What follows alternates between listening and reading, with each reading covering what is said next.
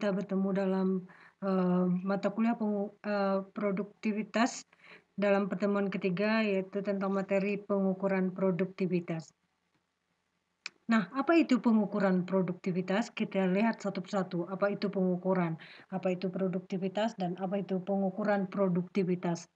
Pengukuran adalah sebuah langkah awal yang bersifat normatif dalam melakukan suatu perencanaan baik untuk tujuan perbaikan atau peningkatan maupun tujuan pengembangan.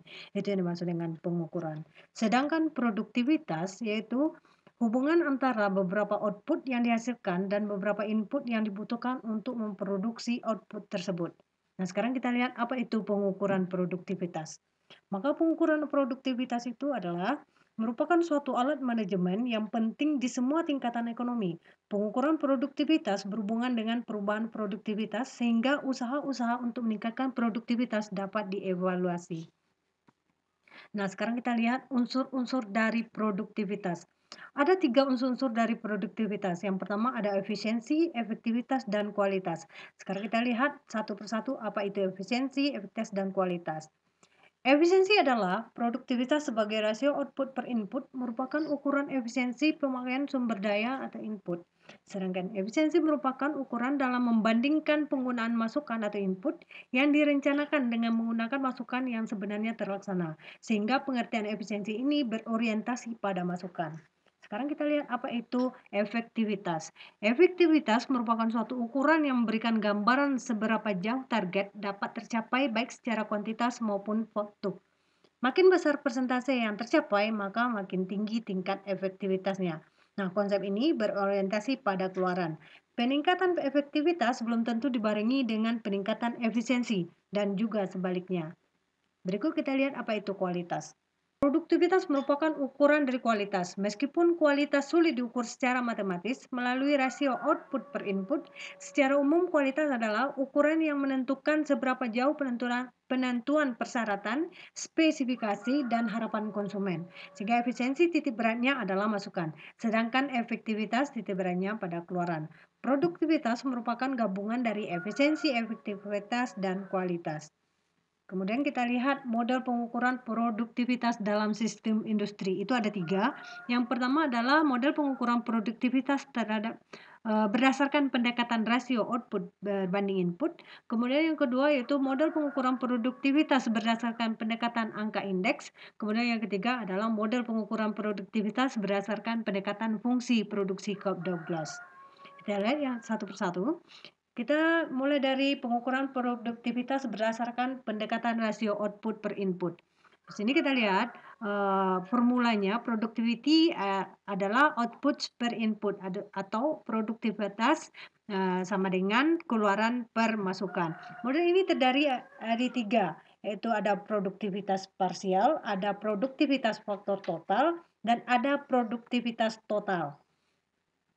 Nah, apa itu produktivitas parsial? Yaitu pengukuran secara parsial output per input atau input tunggal. Contohnya produktivitas tenaga kerja, kemudian produktivitas material, produktivitas modal, dan produktivitas energi. Ini satu persatu secara tunggal.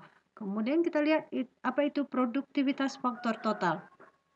Produktivitas faktor total merupakan rasio dari output bersih terhadap banyaknya input modal dan tenaga kerja yang digunakan. Sehingga output bersih ini adalah output bersih dikurangi dengan input antara. Misalnya diperoleh hasil 1,5, artinya setiap penggunaan input tenaga kerja dan modal secara bersama sebesar 1 juta rupiah akan menghasilkan output bersih sebesar 1,5 juta rupiah. Sekarang kita masuk kepada produktivitas total. Produktivitas total yaitu output per total input. Produktivitas total merupakan rasio dari output total terhadap banyaknya input total. Sehingga output bersih sama dengan output bersih dikurang dengan output antara. Kita lihat mengukur produktivitas. Mengukur produktivitas ini seperti yang telah diterangkan sebelumnya, itu ada 3, ada partial measure, multi-factor measure, dan total measure. Partial measure ini adalah pengukuran secara parsial, yaitu output per labor atau output per tenaga kerja Kemudian ada output per mesin atau output per mesin, output per kapital atau output per modal, output per energi adalah output per energi. Kemudian multifactor measure itu pengukuran secara multifaktor.